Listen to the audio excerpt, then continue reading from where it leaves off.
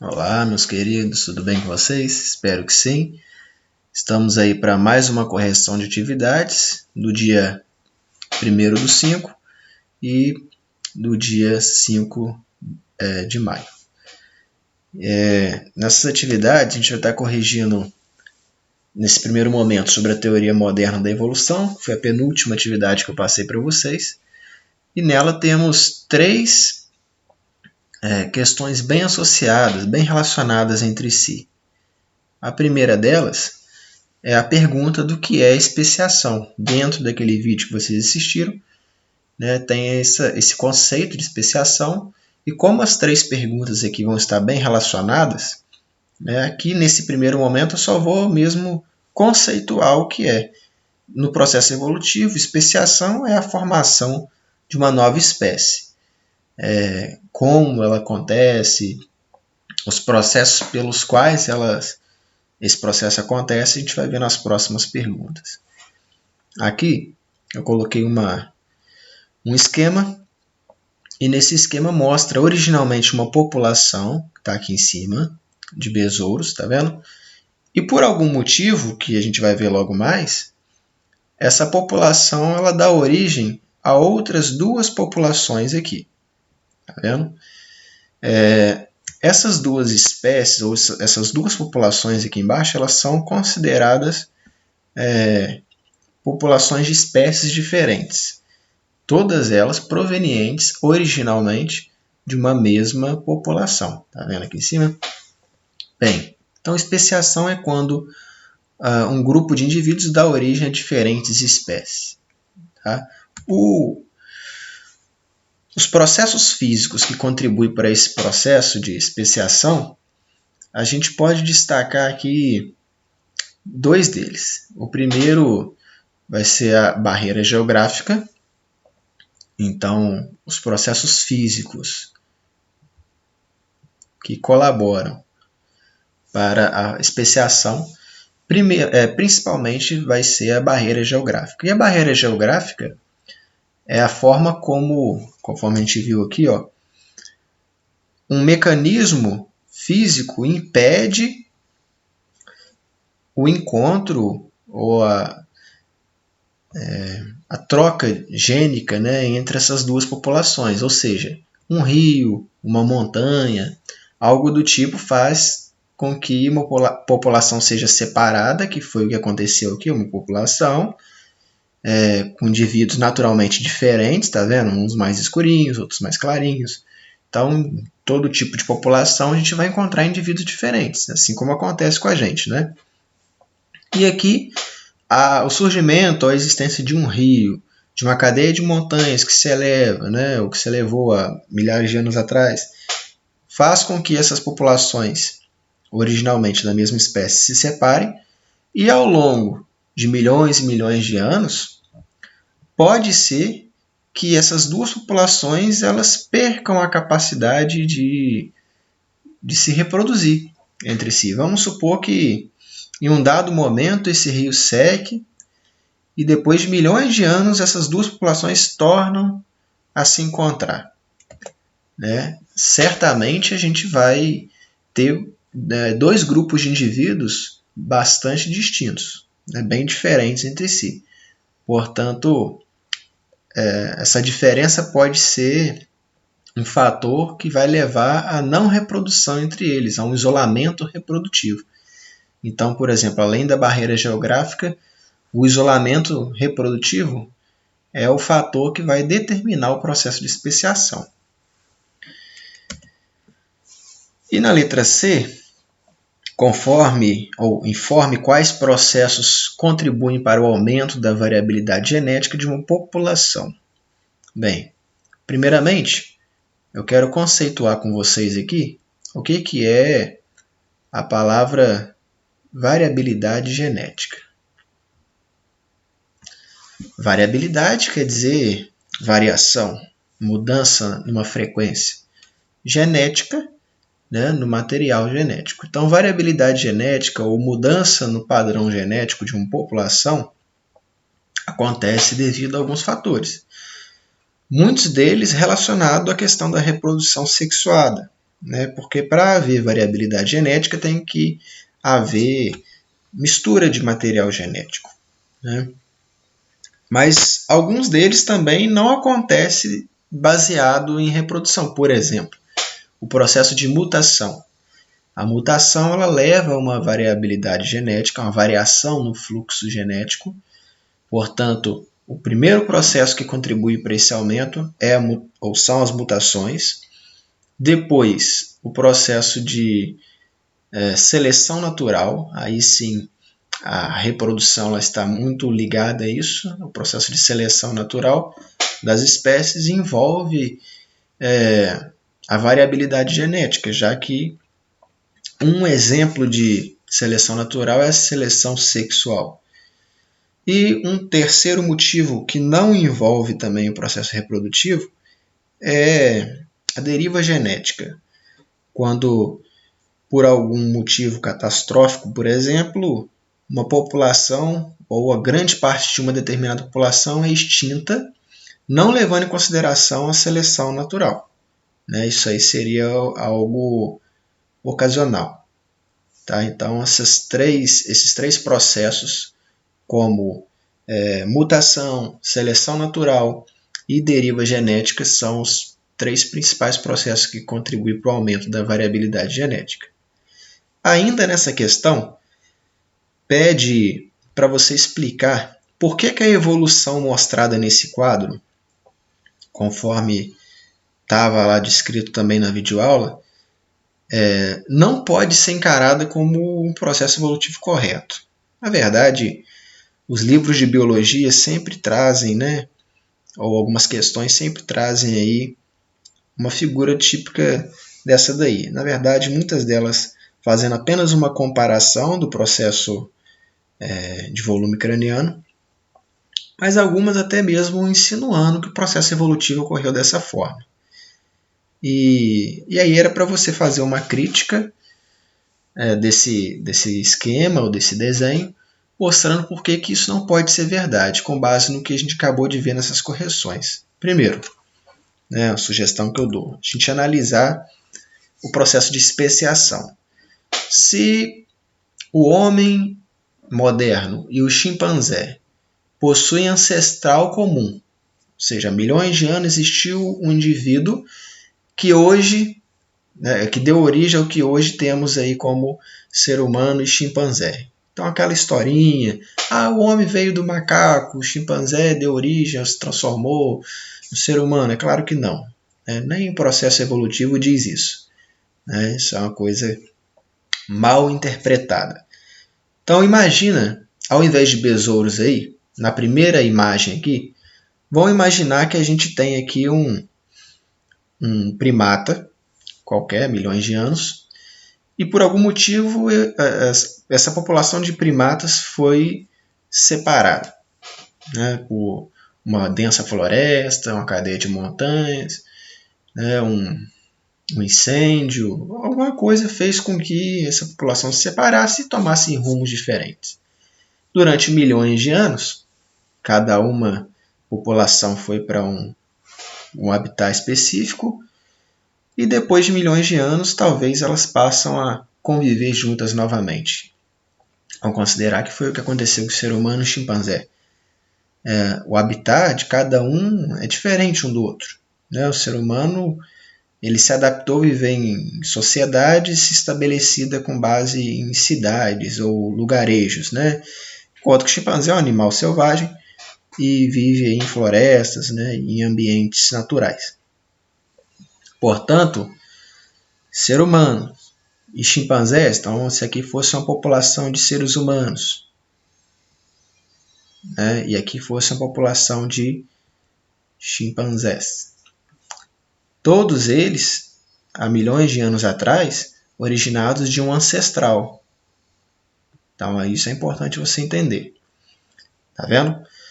Bem, se você observar, um ancestral ele sempre vai dar origem a diferentes populações, a duas ou mais populações diferentes. Tá? Um único grupo ele não vai dar origem especificamente a um tipo de população só. Para que haja especiação, é necessário que haja ali diferentes grupos populacionais para que haja essa distinção, né, da população original. É claro que mais para frente a gente vai ver processo de anagênese, cladogênese, né, envolve sim mudanças numa população típica, mas quando a gente olha para essa imagem, a gente não pode encarar como sendo um processo evolutivo linear, ou seja, esse se transformou nesse, esse se transformou nesse, esse nesse, até virar um ser humano. Né? Não podemos acreditar que foi dessa forma. Portanto, com base nisso, explicar porque a evolução indicada na imagem abaixo não pode ser encarada como correta, porque no processo de especiação, novas populações ou várias populações são formadas, e não apenas uma evolução linear, uma sequência linear. Também no dia 5, né, começou uma matéria nova para vocês, e apesar de vocês terem tido 2 vídeos, né, um sobre ancestralidade humana e o outro sobre introdução aos seres vivos, ao estudo dos seres vivos, eu preferi a gente trabalhar esse conteúdo novo, né, estudo dos seres vivos, porque é um conteúdo extenso e que a gente basicamente vai estudar agora até o final do ano. Portanto, principalmente vocês que vão, né, não sei nem como é que vai ser essa questão do Enem esse ano, mas já que a gente está tendo esse estudo aí à distância e certamente há um tipo de prejuízo, né, para todas as partes, então é bom que a gente vá direto ao assunto, aquilo que realmente pode ser cobrado e o que costuma ser cobrado. Aqui no caso, eu fiz 3 perguntinhas básicas sobre aquele vídeo, diferencia um indivíduo procarionte de um indivíduo eucarionte. Vamos lá. Simples. O indivíduo procarionte, a palavra pro, ou o prefixo pro, ele vem de antes, né? Antes de alguma coisa, e carionte vem de carion, que quer dizer carioteca. É a membrana que reveste o núcleo. Então, numa célula primitiva, onde não há núcleo definido por uma membrana, o DNA ele fica solto, disperso no citoplasma. Portanto, aqui a gente tem uma célula procarionte. Né? Quem tem essas células procariontes são, né, organismos que a gente chama de bactérias, né, que inclui as eubactérias, árqueas, tá? São seres procariontes. Enquanto que um organismo eucarionte, o eu quer dizer verdadeiro, carionte vem de carioteca. Então, possui de fato uma membrana delimitando um núcleo. Então, é uma célula que possui um núcleo definido. Tá aqui, essa célula tem um núcleo definido. E dentro desse núcleo, a gente vai ter ali o material genético. Tá? Isso é uma célula eucarionte. A diferença, né, de um indivíduo eucarionte. Além, é claro, desse núcleo, a gente vai encontrar nos organismos eucariontes células complexas, né? Não somente com presença de núcleo, mas com presença de organelas citoplasmáticas, né? Como, por exemplo, mitocôndrias, lisossomos, ribossomos e várias outras organelas. Então, essa é uma célula mais simples, tá? E aqui eu tenho uma célula mais complexa, né? Com mais funcionalidade, vamos dizer assim. Quanto à organização celular, como os seres vivos podem ser classificados? Organização celular, bem, eles podem ser classificados como organismos unicelulares, não é isso? Aí você certamente vai conseguir lembrar de alguém ou de algum organismo assim, as próprias bactérias que eu estava me referindo agora há pouco, são organismos unicelulares, protozoários, alguns tipos de fungos e algas. Unicelulares são aqueles que têm apenas uma célula, é formado, constituído por uma única célula. Tem também os pluricelulares ou multicelulares. Não é isso? Esses, por sua vez, são formados por várias células. Eu estou aprendendo a mexer nisso aqui, né? Eu ainda não sei qual material ou ferramenta eu preciso para poder escrever direitinho, né? Mas a gente vai aprender, vai melhorar isso aí. E o outro... Não, então são essas duas categorias. Unicelular, uma única célula, e pluricelular ou multicelular com várias células, como, por exemplo, alguns tipos de algas e de fungos. Todos os animais, todas as plantas são seres formados por várias células. Existe ainda, né, aqueles que não são formados por célula. Apesar de a teoria celular ser uma teoria que afirma que todos os seres vivos, para serem considerados seres vivos, têm que ser formados por pelo menos uma célula, existe uma categoria de exceção que não é formado por células e até mesmo divide opiniões acerca de se são ou não seres vivos. Inclusive, esses camaradinhas estão fazendo com que a gente esteja nesse formato aqui, né, que são os vírus. Essa pandemia de vírus, por exemplo, esse vírus ele é um organismo, que não é formado por célula.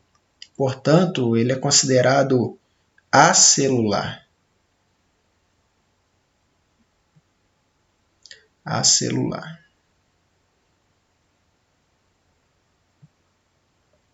O acelular, o prefixo A, é de negação, que não tem. Então,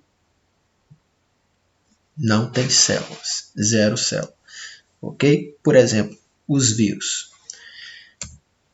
Cite 2 exemplos de reinos de seres vivos que se enquadram como heterótrofos e 2 reinos que se enquadram como autótrofos. Heterótrofos ou heterotróficos é a mesma coisa. O que é um organismo heterotrófico ou heterótrofo? É aquele que não é capaz de sintetizar matéria orgânica, ou seja, não produz seu próprio alimento. Bem, quem é assim? Fungos é assim. Protozoários são assim. Algumas bactérias, os animais. Portanto, era para você citar 2 exemplos de reinos que contêm seres que são dessa forma. Então, você poderia citar o reino animal e o reino fungi, onde exclusivamente são seres heterótrofos. Então, aqui, o reino animal,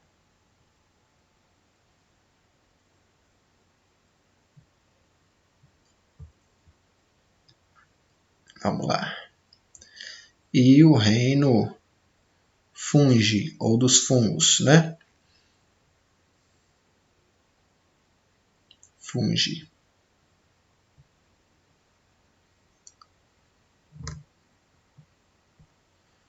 Ok.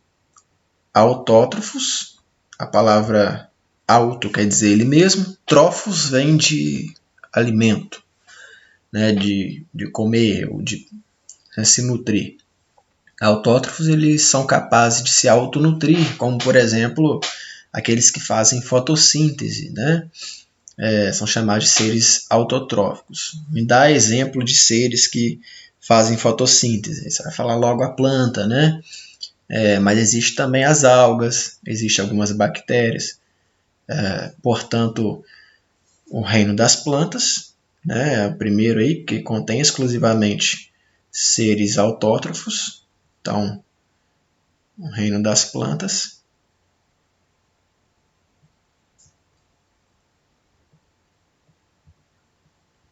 Ok.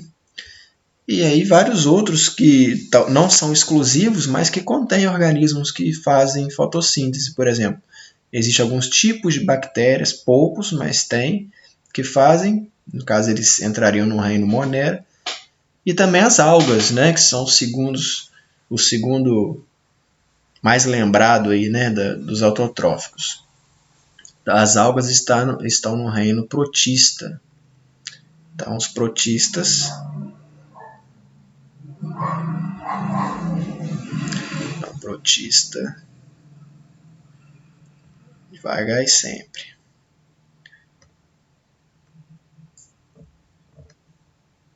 Protistas.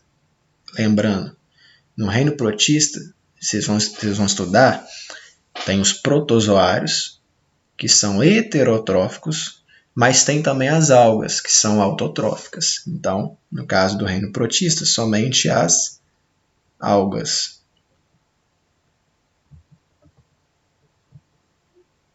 Ok? Espero ter ajudado, né, nessa correção e espero que vocês também tenham feito essa atividade. Aqueles que fizeram, ou mesmo os que não fizeram, corrijam aí. Lembrando, essas atividades sempre vocês tentam fazer no caderno, e para ter isso anotado, registrado, né? Até uma forma de vocês estudarem depois, para não se perderem. E qualquer dúvida, coloca lá para a gente nos comentários, coloca aqui ou lá na plataforma, ok? Que a gente vai tentar responder. Aquele abraço, valeu!